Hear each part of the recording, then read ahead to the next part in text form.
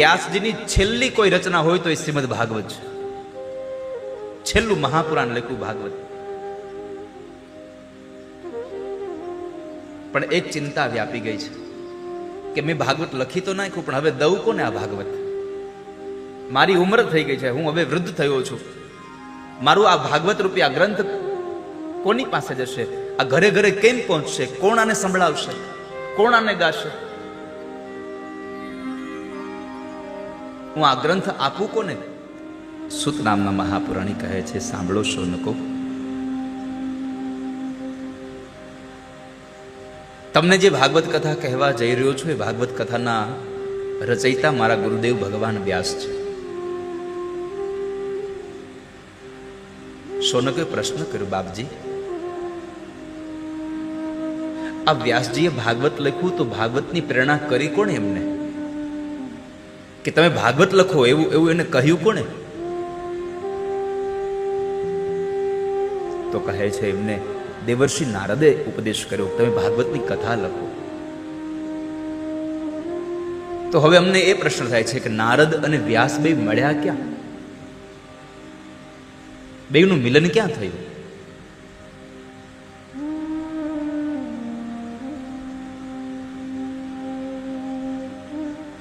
વ્યાસજીના આશ્રમની અંદર એક વખતના સમયે પારાશર પુત્ર વ્યાસ ખિન્ન મને બેઠા છે.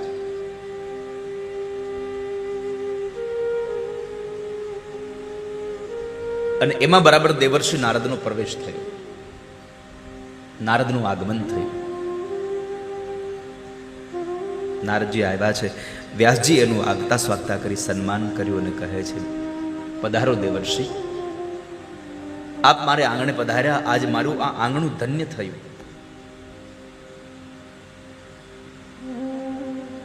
આજ મારી આ આશ્રમની ભૂમિ પવિત્ર અને પાવન બની.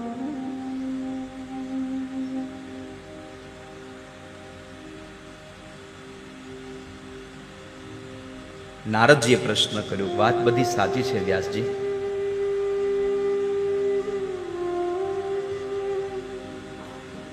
પણ પહેલા મને એ તો કહો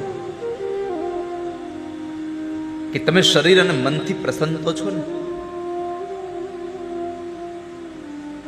પારાશર્ય મહાભાગ ભવત કચિદાત્મના. હે પારાશર પુત્ર, તમે મન અને શરીરથી પ્રસન્ન તો છો ને?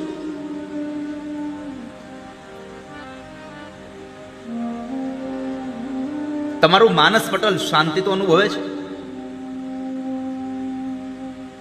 તમારા ચહેરા ઉપરથી મને ખિન્ન મને હોયું લાગે છે અને તમારો ચહેરો ઉદાસ બન્યો છે. શું થયું? કારણ શું તમારી ઉદાસતાનું? તમે શા માટે ઉદાસ બન્યા છો?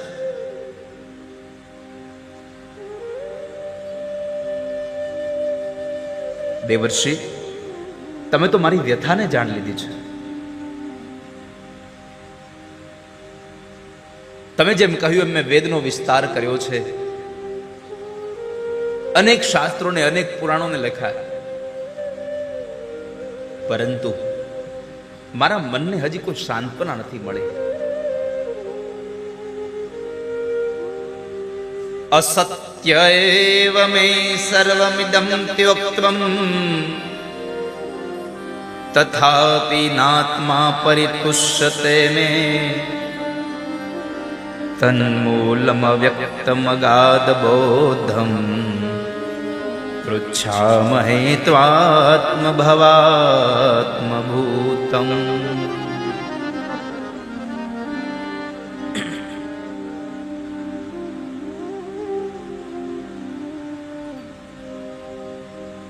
મેં અનેક પુરાણોની રચના કરી છે, પણ મને હજી શાંત નથી મળી.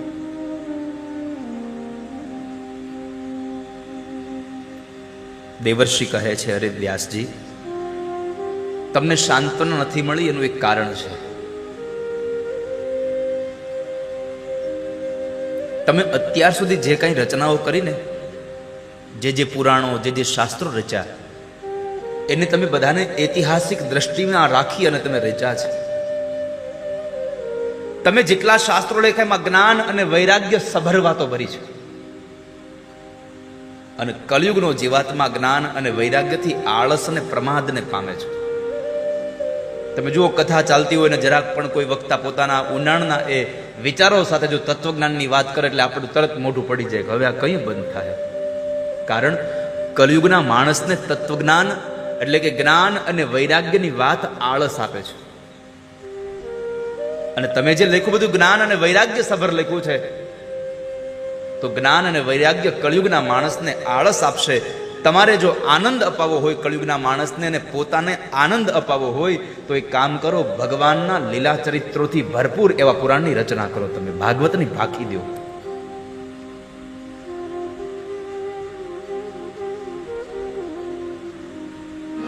હે ભગવાન, બસ બીજું કાંઈ નથી જોઈતું. આપવું હોય તો એટલું આપો, મને તમારા અનુગ્રહથી અનુગ્રહિત કરી દો. મને તમારા અનુગ્રહથી મને કૃતાર્થ બનાવો. તમારો અનુગ્રહ પ્રાપ્ત થાય અને મારું જીવન ધન્ય બની જાય.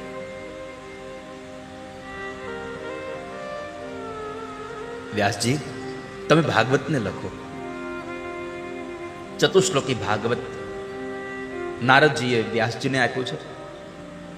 વ્યાસજી એક પ્રશ્ન કર્યો, બાપજી હું લખવા બેસું પણ મને કોઈક મદદ કરે તો હું લખી શકું, નકર લખી ન શકું. કેમ, શું થયું? તો કહે છે કે મને સારો વિચાર આવ્યો, એ વિચારને હું લખવા જાઉં તો હું વિચાર ભૂલી જાઉં, અને વિચારને યાદ રાખવા જાઉં તો લખી કેમ શકું?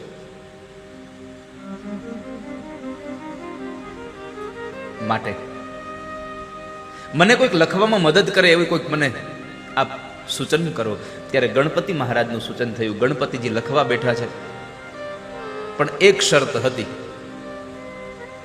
ગણપતિજીએ એક શરત રાખી હતી કે વ્યાસજી હું લખું ખરા, પણ એક શરત છે. કહો બાપજી, શું શરત છે? તો કહે છે કે તમે બોલવાનું બંધ કરશો તો હું લખવાનું બંધ કરી દે, પછી નહીં લખું. હવે આ તો કેટલી મોટી દુવિધા! કઈ 2-5 કલાકમાં થોડું ભાગવત લખાઈ જવાનું છે? અને વ્યાસજી તો ત્રિકાળ સંધ્યા કરનારા બ્રાહ્મણ હતા. તો હવે કરવું શું? જો હું મારા ત્રિકાળ સંધ્યા ન કરું તો હું ચાંડાલ યોનીમાં જઈને જન્મ. શાસ્ત્રોમાં લખ્યું છે કે બ્રાહ્મણ 3 દિવસ જો સંધ્યા વંદન ન કરે તો એ ચાંડાલ જેવો ગણવો એને. દેવ ભાગવતમાં લખ્યું છે, ગાયત્રી પુરસ્ચરણની જે વાતો બતાવી દેવ ભાગવતમાં એમાં લખ્યું છે કે કોઈ બ્રાહ્મણ કદાચ ત્રિકાળ સંધ્યા ન કરી શકે તો કાંઈ નહીં, એક સંધ્યા કરવી. અને એક સંધ્યા પણ કદાચ ન કરી શકતો હોય તો પણ બ્રાહ્મણના કુખમાંથી જન્મ લીધો છે તો એ માણસે રોજ સવારમાં ઉઠીને એક ગાયત્રીની માળા જપીને પછી ઘરની બહાર નીકળવું બને. આવું દેવી ભાગવત કહે છે. તો આપણે વ્યાસજી વિચાર કરે, હું તો ત્રિકાળ સંધ્યા કરનારો બ્રાહ્મણ જ છું, અને જો હું ત્રિકાળ સંધ્યા ન કરું તો હું તો ચાંડાલીઓનીમાં જઈને પડું. મારે કરવું શું? છતાં પણ ગણપતિ મહારાજની શરત નક્કી રાખી, ભલે બાપજી, પણ મારી એક શરત હામી એ છે કે હું જે કાંઈ લખાવું એ સીધું તમારે લખી ન નાખવું. તમારે પણ ક્યારેક અમુક વાતને વિચાર કરીને પછી લખવો. અને પછી જ્યારે લખવા બેસે છે ત્યારે વ્યાસજીએ પોતાની બુદ્ધિ ચાતુરીનો વિચાર કર્યો અને ઉપયોગ કર્યો કે જ્યારે સંધ્યાવંદનનો સમય થાય ને ત્યારે એક આદો એવો ગૂઢ પ્રશ્ન લાવીને ભગવાન ગણપતિની સામે મૂકી દે. ગણપતિ વિચારમાં ને વિચારમાં ખોવાઈ જાય, ત્યાં આ બાજુ વ્યાસજી સંધ્યાવંદન કરીને પાછા આવી જતા હતા. આવી રીતે લખાયેલું આ ભાગવત ગ્રંથ છે. સૂર્ય ઉદયથી લઈ અને સૂર્ય અસ્ત સુધી મધ્યાંતરના સમયે ઘટિકાદ્વયમ 2 ઘડીનો વિશ્રામ લેતા હતા, 48 મિનિટ માત્ર.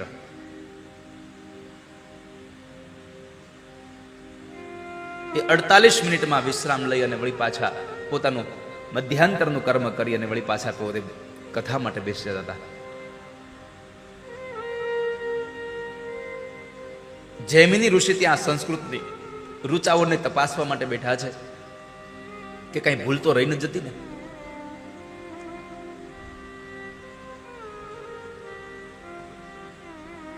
ત્યારબાદ વ્યાસજીએ પ્રશ્ન કર્યો નારદજીને કે નારદજી, આપ જો ખોટું ન લગાડો તો એક પ્રશ્ન છે મારો.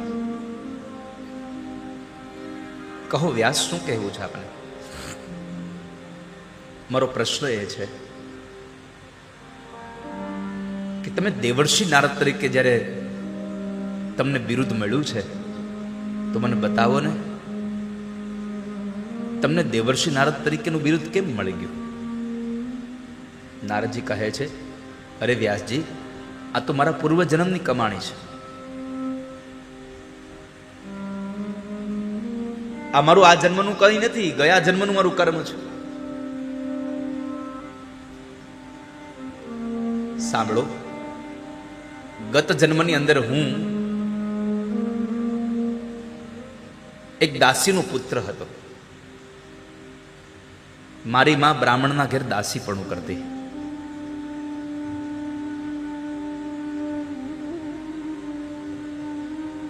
હું એમને મદદ કરાવવા માટે જતો હતો.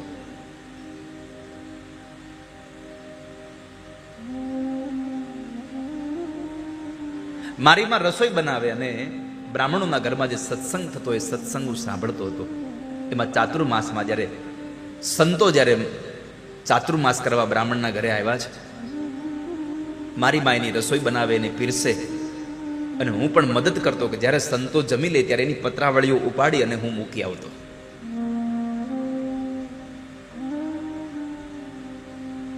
સંતોના એ ભજનમાં, એના સત્સંગમાં બેસતો, અને એમાં એક વખતના સમય વ્યાસજી, હું સંતોની સેવા કરતો હતો, હું પર સેવામાં મારો પરસેવો પાડતો હતો.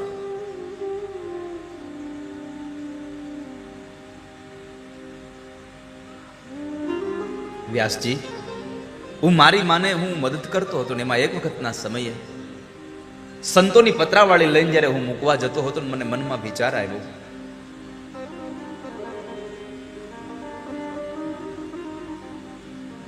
કે આ સંતોનો પ્રસાદ હું જમી લઉં. પણ શાસ્ત્રમાં લખ્યું છે કે કોઈનું એઠું અનાજ કોઈને પૂછ્યા વગર ખવાય નહીં, પાપ છે. એટલે વળી બાળકના રૂપમાં રહેલા એ નારદજી સંતો પાસે આવીને કહે છે, બાપજી, આ તમારો પ્રસાદ છે, લઉં હું? વ્યાસજી, ખબર નહીં સંતોએ કેમ હા પાડી દીધી. અને મેં પ્રસાદનો એક કવન લઈને મારા મુખમાં પધરાવ્યો, અને મારા મોઢામાં જ્યારે સંતોની પ્રસાદી ગઈ ને, તો ઉદરમાં પહોંચી એ જ સાથે મારા શરીરમાં નવી ચેતનાઓ જાગી ગઈ, અને મને એમ થયું કે આજ મારા ભવના પાપ બળી અને મારા પુણ્યનો ઉદય થયો હશે. પ્રસાદની તાકાત એટલી છે વાલા. એક કવન ગયો અને મારા ભવના પાપ બળીને ભસ્મ થયા છે. પછી શું થયું દેવર્ષિ? બસ પછી તો સંતોની હારે ભજન કરવા લાગ્યો. આમ કરતા કરતા સમય વ્યતીત પૂરો થઈ ગયો. ચાતુર્માસ સમાપન થયું. જ્યારે સંતો મારા ઘરેથી, જ્યારે સંતો બ્રાહ્મણોના ઘરેથી નીકળવા માટે નીકળ્યા છે, ત્યારે મેં સંતોને પ્રાર્થના કરી, બાપજી, મને સાથે લઈ જાવ ને, મારે પણ ભગવાનની ભક્તિ કરવા માટે તમારી સાથે આવવું છે, મને સાથે લઈ જાશો? સંતો રાજી થયા કે બાળક, ભગવાનની ભક્તિ પ્રત્યે આટલો તારો ભાવ જોઈ અને અમે રાજી થયા છીએ, પણ ભગવાનની ભક્તિ કરતા કરતા પણ તારું એક કર્તવ્ય બાકી છે હજી. મેં સંતોને પ્રશ્ન કર્યો, બાપજી, મારું કયું કર્તવ્ય? તો કહે છે, તારી માં હજી જીવે છે, તારી માની વૃદ્ધાવસ્થા બાકી છે, તારી માની સેવા કરવી એ તારું કર્તવ્ય છે. ભગવાનને ભજવા એની કરતા પહેલું સ્થાન છે મા બાપની સેવા કરવી વાળા. આપણા મહાપુરુષોએ સૂત્ર આપ્યું છે, ભગવાનને ભજશો તો મા બાપ નહીં મળે, પણ મા બાપને ભજો, ભગવાનને ગોતવાય નહીં જવો પડે કોઈ દિવસ. પંઢરપુરમાં આવીને પુંડલિક મહારાજ પાસે આવીને કીધું કે હે મહારાજ, હે ભગત, મારે તારા દર્શન કરવા છે. અને ત્યારે ઘરમાંથી એક જ અવાજ આવ્યો કે મહારાજ, મારી હારે વાતચીત કરવી હોય, મને મળવું હોય તો થોડીક વાર રાહ જુઓ, અત્યારે તમને મળવાનો સમય નથી, અત્યારે મારે મારી માની સેવાનો સમય છે. અને ઘરમાંથી એક ઈંટનો ઘા કર્યો, એ ઈંટનું ઉપર થઈ અને ભગવાન પંઢરપુરીનાથ ત્યાં ઉભા રહ્યા છે. ભગવાન પંઢરીનાથ, વિઠ્ઠલનાથ ભગવાન ત્યાં ઉભા રહ્યા છે. માજા વિઠ્ઠલ વિઠ્ઠલ વિઠ્ઠલા, માજા વિઠ્ઠલ પાંડુરંગા, માજા વિઠ્ઠલ વિઠ્ઠલ વિઠ્ઠલા, माझा विठ्ठल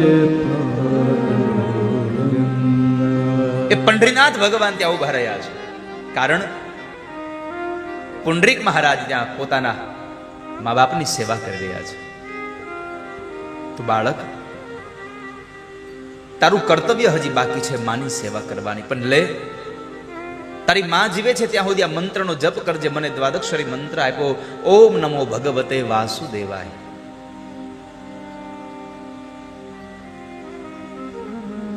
એ મંત્ર આપીને સંતોએ વિદાય લીધી છે. હું તો બસ માની સેવા કરું અને બાકીના બધા જ સમયમાં હું ઓમ નમો ભગવતે વાસુદેવાય, ઓમ નમો ભગવતે વાસુદેવાયનો જપ કરતો રહ્યો.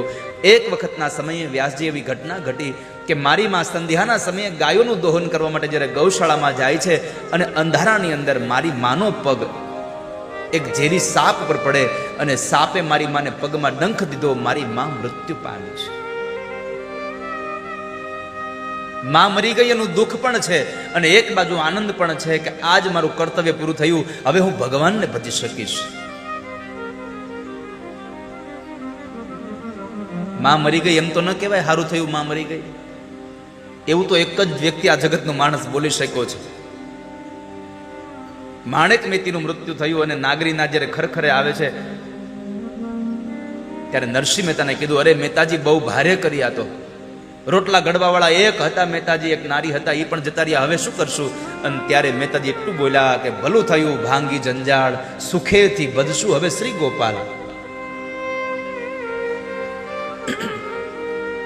એક માત્ર નરસિંહ મહેતા એમ બોલ્યા છે કે ભલું થયું ભાંગી જંજાળ. પણ અહીંયા આગળ દેવર્ષિ નારદજી મા એ દાસીના દીકરા તરીકે હતા ત્યારે એટલું બોલ્યા, જે હરિ કરશે મમ હિતનું એ નિશ્ચય બદલાય નહીં. હું હરિનો હરિ મમ રક્ષક એ ભરોસો કદી જાય નહીં. મારા માટે ભગવાન જે કંઈ કરશે બધું સારું હશે. તો દેવર્ષિ નારદ એમ કહે છે કે વ્યાસજી, મારી માની મેં ઉત્તર ક્રિયા કરાવી અને પછી તો હું ભગવાનના ભજન માટે નીકળી ગયો અને પરમાત્માનું ભજન કરતો રહ્યો. ઓમ નમો ભગવતે વાસુદેવાયનો જપ કરતો રહ્યો અને એક વખતના સમય ભગવાને મને હૃદયસ્થ દર્શન આપ્યા છે. મારી આંખો બંધ હતી અને મને દર્શન મળ્યા, પણ ભગવાન અંતર ધ્યાન થયા, મારાથી રહેવાયું નહીં એટલે હું બોલવા લાગ્યો, ક્યાં ગયા ભગવાન, ક્યાં ગયા? આંખો ખોલી તો ભગવાન મળ્યા નહીં એટલે હું રડવા લાગ્યો. જ્યારે હું રડ્યો ત્યારે આકાશવાણી થઈ કે હે બાળક, તને મેં હૃદયસ્થ દર્શન આપ્યા છતાં પણ તને હજી સંતોષ ન થયો અને તું રડે છે, તો હવે તને મારા બીજા દર્શન, જ્યારે આ જન્મ પૂરો થાય અને બીજો જન્મ થાય ત્યારે તને મારા પ્રત્યક્ષ દર્શન થશે. પછી તો નારદના મનમાં એક જ વિચાર આવેલો, ક્યારે મરું, ક્યારે મળું, ક્યારે મરું અને ક્યારે મળું. પછી બ્રહ્માજીએ જ્યારે આ સૃષ્ટિનો લય કરે, જ્યારે પોતાના શ્વાસ પાછા ખેંચે છે ત્યારે સૃષ્ટિ એમાં સમાણી, હું પણ સમાઈ ગયો. અને જ્યારે બ્રહ્માજીએ સૃષ્ટિનું સર્જન કર્યું ત્યારે બ્રહ્માના દીકરા તરીકે મારો જન્મ થયો. દેવતાઓએ મને વીણા આપી અને એ વીણાને સાથે લઈ અને હું નારાયણ નારાયણ નારાયણ નામ કરતો કરતો જપ કરતો રહ્યો ને, તો આજ નારદમાંથી હું દેવર્ષિ નારદ તરીકે ઓળખાવા લાગ્યો છું. એક માત્ર નામનો આધાર છે, નામનો મહિમા છે. તો એ દેવર્ષિ નારદે પોતાના પૂર્વજન્મની વાત બતાવી અને વ્યાસજીને કહ્યું, વ્યાસજી તમે ભાગવતને લખો. ભાગવત લખાયું છે, 12 સ્કંદ, 335 અધ્યાય, 18,000 શ્લોક અને 5,76,000 અક્ષરોથી ભાગવતની રચના થઈ છે. મેં ગઈકાલે પહેલા દિવસે મેં બતાવ્યું હતું કે ભાગવત એટલે ભગવાનનું વિઝિટિંગ કાર્ડ છે. એમાં જેમાં નંબર લખો ભગવાનનો, મોબાઈલ નંબર. કેટલા લોકો પાસે ભગવાનનો નંબર છે? હાથ ઊંચો કરો. જુઓ તમે, મેં પહેલા દિવસે ભગવાનનો નંબર લખાવ્યો હતો, તો હવે આજ તો એસટીડી કોડ આપીને કઈ અર્થ જ નથી. મને એમ થયું ને કે આજે કોડ દઈને દઈ દઉં કે તમે વાત કરી શકો ભગવાન હારે.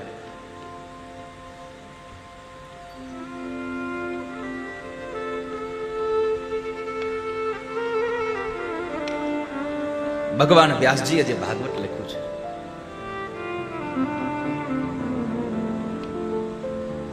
અને એ ભાગવત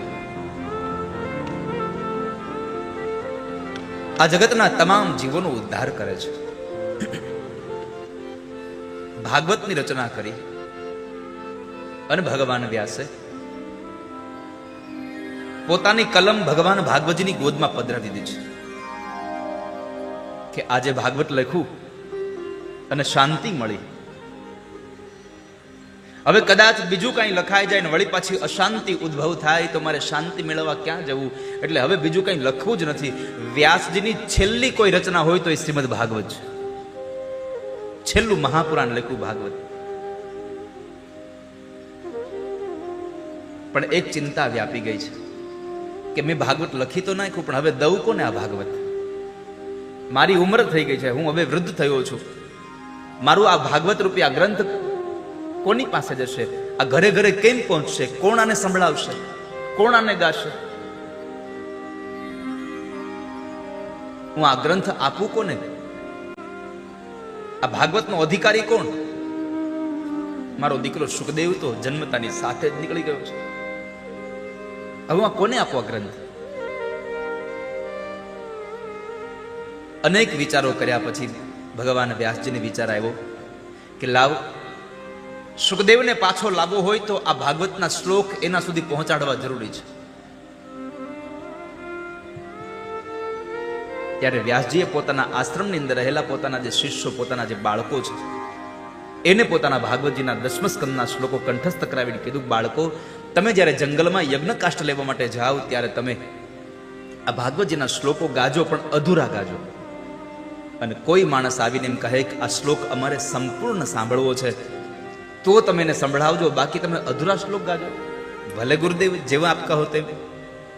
બાળકો જ્યારે જાય છે અને જંગલમાં ગુરુદેવના શીખડાવેલા એ 10મ સ્કંદના શ્લોકોનું ગાન કરતા કરતા જાય, અધૂરો શ્લોક ગાય વળી આગળ જાય, અધૂરો શ્લોક ગાય વળી આગળ જાય. એમાં બરાબર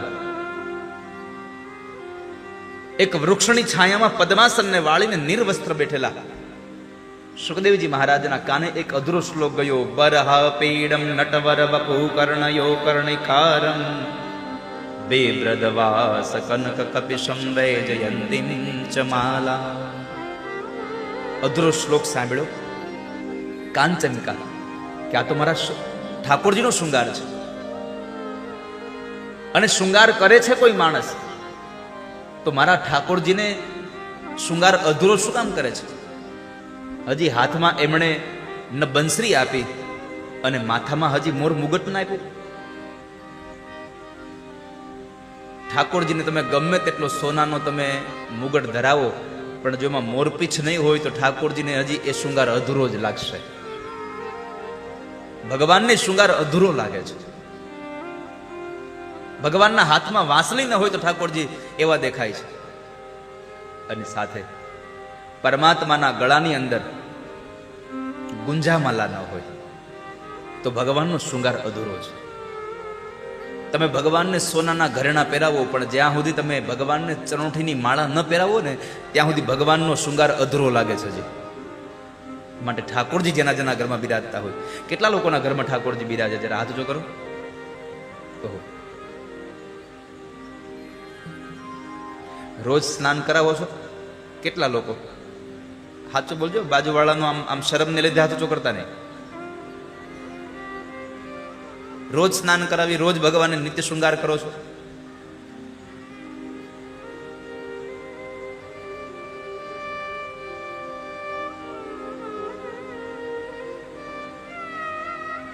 જેટલા લોકોએ ઠાકોરજી ઘરમાં લાવીને ખાલી પધરાવી દીધા છે ને, એટલે બધાને મારી પ્રાર્થના છે, તમે રોજ ઠાકોરજીને શૃંગાર કરજો.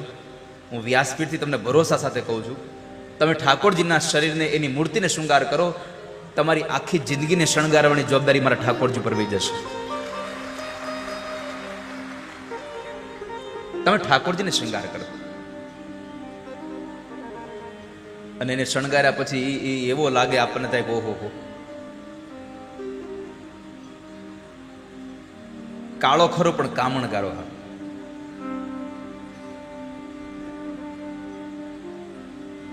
ભગવાન રંગના કાળા છે પણ કામણગારા બહુ છે.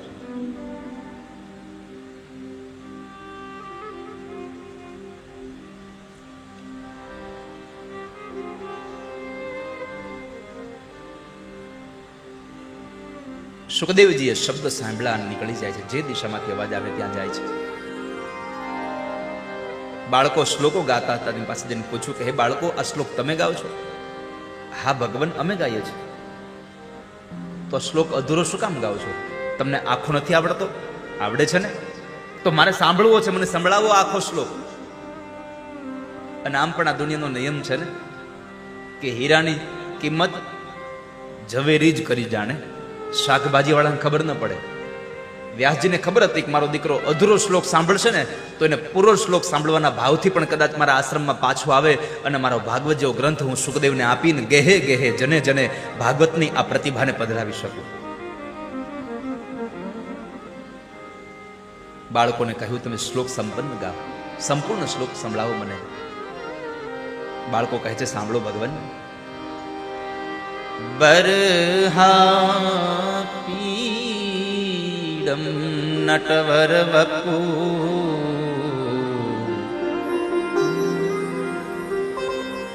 કર્ણયો કર્ણિકારં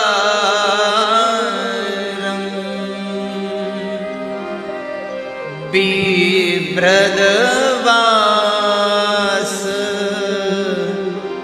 કનકકપીશમ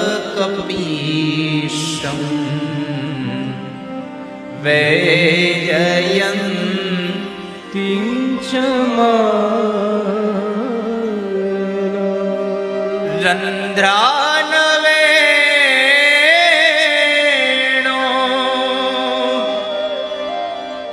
અધર સુધયા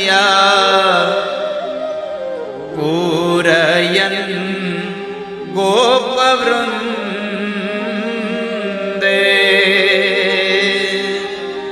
વૃંદારણ્યં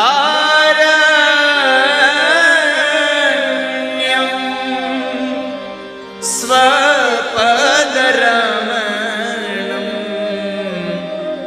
પ્રાવિશત ગીતકીર્તિ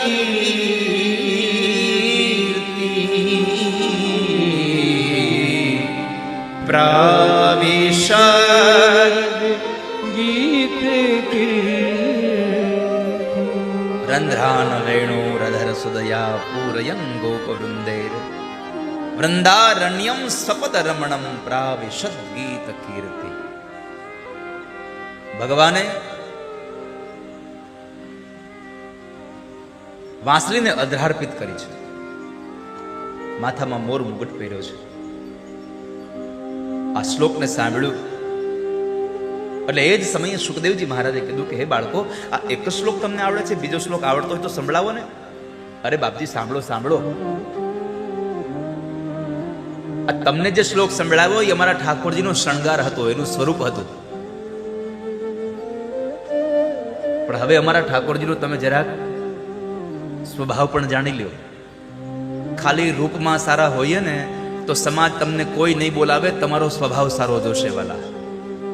ધોળા તો ગધેડાય હોય એની માથે ક્યાં કોઈ વરાજો બેસી જાય છે. ઘોડું કાળું હોય પણ એના ઉપર એ વરાજો બેસી જતો હોય છે.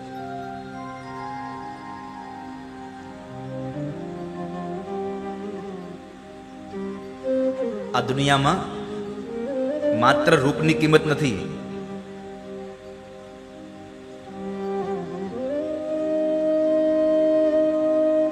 માટે આપણો સ્વભાવ સારો રહેવો જોઈએ. સાંભળો બાપજી, અમારા ઠાકોરજી જેટલા દેખાવડા છે ને એટલા સ્વભાવના હારા છે.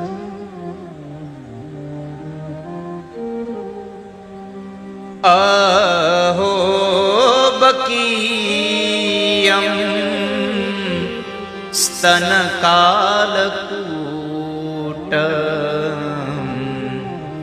જીઘાંસયા પાયયદપ્યસાદ્વી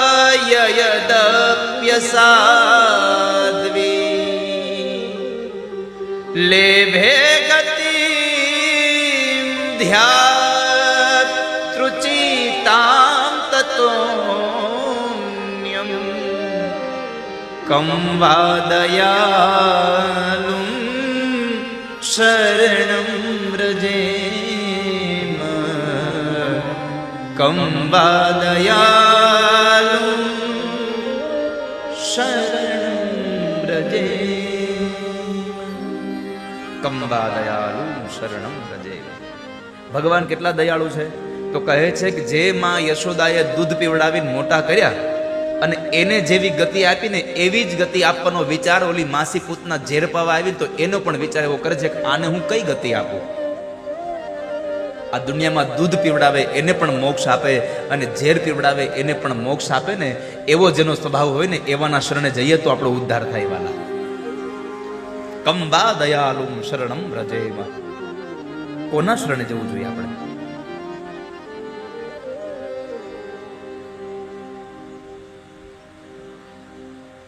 બાળકો, આ બે શ્લોક છે. અરે બાપજી, આ તો ખાલી હજી શોરૂમ છે, ગોડાઉન તો આશ્રમે પડ્યું છે.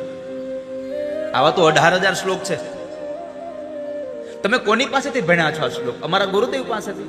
તમારા ગુરુદેવનું નામ તો કહો મને. અમારા ગુરુદેવ છે મહર્ષિ વેદવ્યાસ. વેદવ્યાસ નામ પડ્યું અને સુખદેવ તન્મયતાથી નાચ્યા છે કે આ તો મારા બાપની સંપદા છે અને બાપની સંપદાનો ઉત્તરાધિકારી એનો દીકરો જ બને. મને તમારા ગુરુદેવ પાસે લઈ જાઓ. સુખદેવજી મહારાજ સંધ્યાના સમયે ગુરુદેવના આશ્રમમાં આવે છે. સંધ્યા પૂરી થતાની સાથે જ વ્યાસ અને સુખદેવનું મિલન થાય છે. બાપ અને દીકરા બેવ જણા ગળે મળ્યા છે. અને સુખદેવજીએ કહ્યું, પિતાશ્રી, મારે ભાગવત ભણવું છે, મને ભાગવત ભણાવો. મને ભાગવત ભણવું છે. એક એક શ્લોકના એક એક શબ્દનો એક એક અર્થ ભગવાન વ્યાસજીએ સુખદેવજીને ભણાવ્યા છે. આખું ભાગવત ભણાવી લીધા પછી એટલું જ કીધું, બેટા સુખદેવ, આ ગ્રંથ વેચવાનો નથી, આ ગ્રંથ વહેંચવાનો છે. આટલું યાદ રાખજો. ભાગવતને સમજવું હોય, સંક્ષિપ્તમાં સમજી લેવું હોય તો ભાગવત રૂપી આંબો જે છે એનું ગાન કરો તો આખું ભાગવત સમજાઈ જાય. આ આંબો એટલે શું?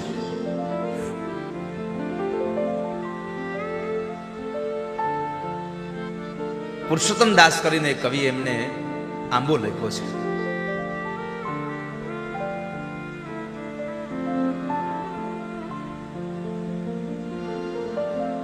આંબો યખંડ ભુવન થી ઉતર્યો,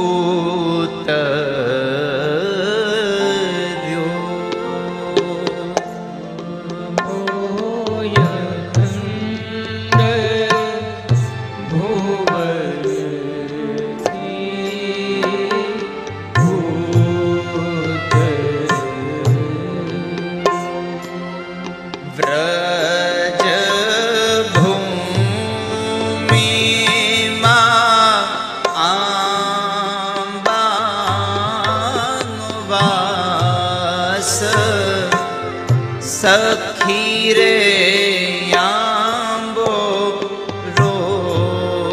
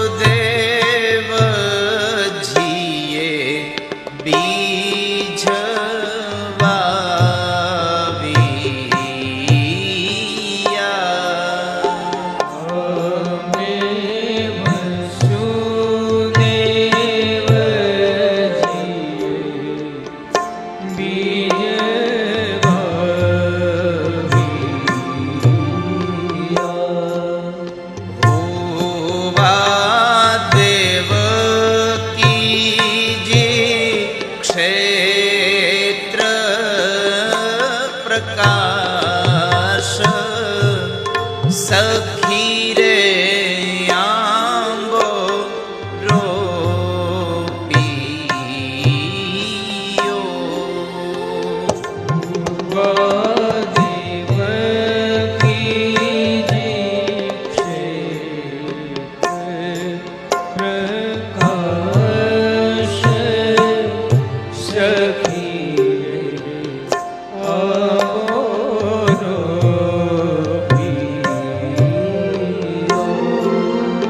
આંબે યશોદાજીએ જળ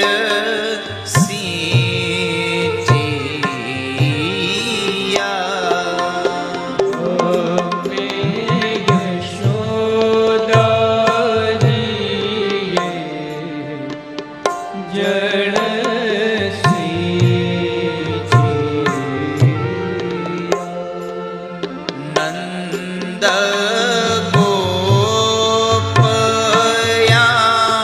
ગોપયાંબાના રખવાળ સખી રે આંબો રોપિયો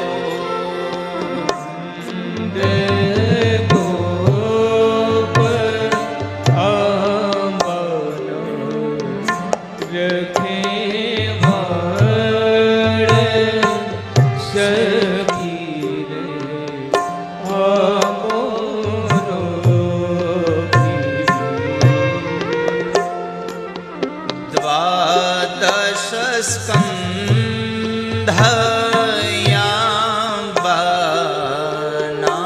સ્કંધયાંબાના થડ થયા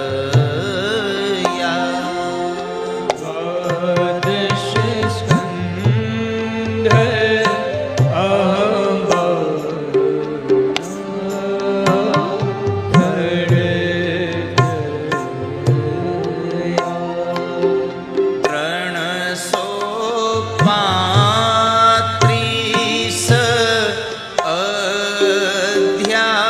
અધ્યાય ડાળ સખી રે આંબો રોપિયો